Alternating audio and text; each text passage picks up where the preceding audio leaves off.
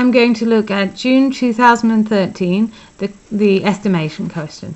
Okay, it's quite long. It will take hours. I'll put a break in it. Okay, so the first part.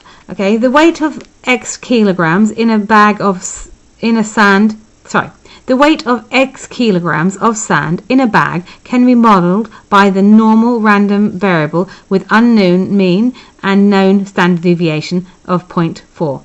The sand in each of a random sample of 25 bags from a large batch is weighed. The total weight of sand in these bags is 25 bags is found to be 497.5.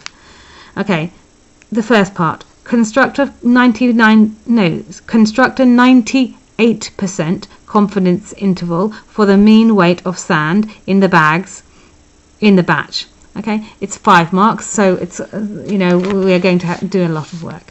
Okay, the hint in this question that we are using chapter 5 estimation. Okay, is we are using a random sample to approximate the mean of the population. Okay, that's what tells you it's different. Okay, so I'll think about this. We have not been told what the mean is. Okay, but we can work it out because it's 497.5 divided by 25. Okay, and then you do it. Okay, and 19.9, I think. I'll check. Okay, yes. Okay, so the mean is that. Okay, so I'll write that. Okay, it's important to keep track of your work because it's hard to find later because this question is so long we might need it again. Okay, so the mean is that, but now they want us to construct the 98% interval. Okay, so we draw that badly, but we draw it. Okay, that is the mean. Okay, we want 98%, so that we want that area to be 98%, but to get that is 1%, and that is 1%. You have to use the Z value for 99 because the tables are awkward. Okay, so we are looking for that Z value. Okay, so then we look on the tables. Okay, for 99.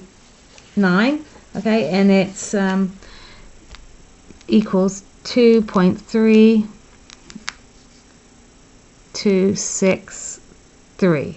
Okay, and you know it's symmetrical, so that is going to be minus 2.3263.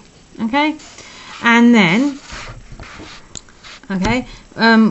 we work we have the Z value, but we want to know how that relates to the mean. So we use our Joyce formula. So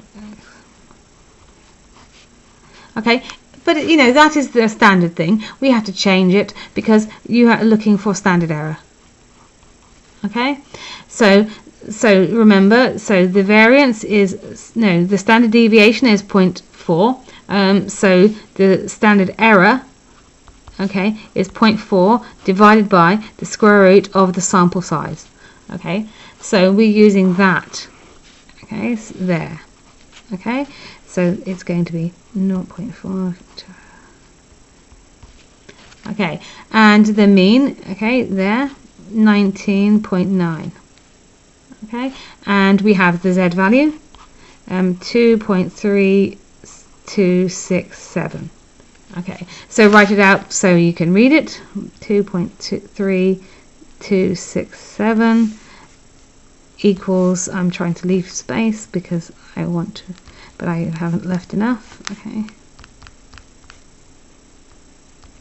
Okay, so then think about rearranging it. So bring that up there and bring that across there.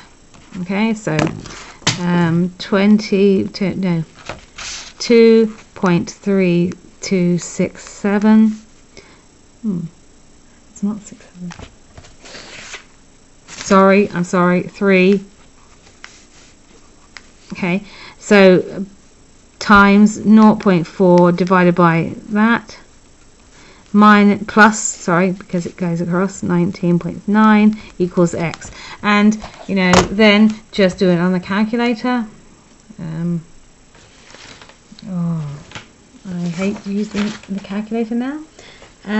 It's going to be,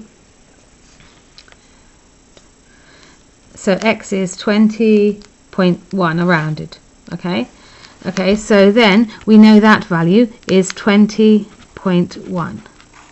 Okay, and so we have to find that. You can either find the difference there and take it away there, okay, or you can use the negative z value, so put minus there, okay, and it will work out, and use it in the formula, and then it will be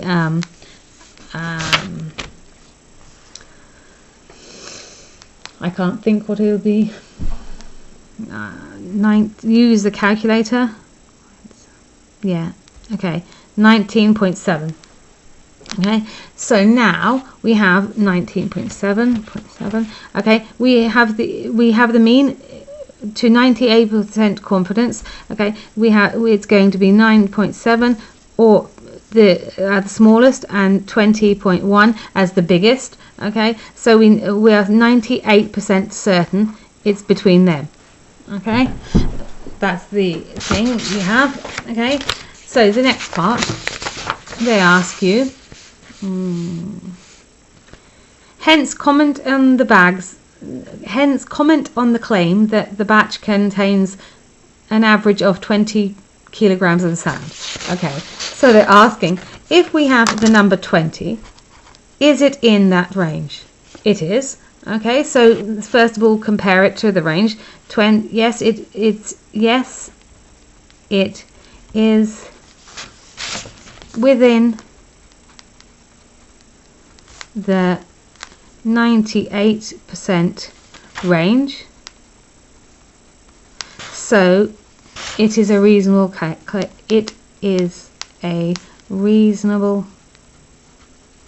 claim. Okay, because you know we're 98% certain it's there, so it's, you know, you have to be very unlucky if not, it's not. Okay, so what is the next part? Okay, state why the central limit theorem is not required. Okay, look at the question. Okay, they tell you that it is the bags are distributed normally. It's a normal random variable. Okay, so when you have a normal random variable, its mean will be distributed normally. Okay, you don't need the central limit theorem. Only if they haven't told you that, you need the central limit theorem. Okay, so that's the first part.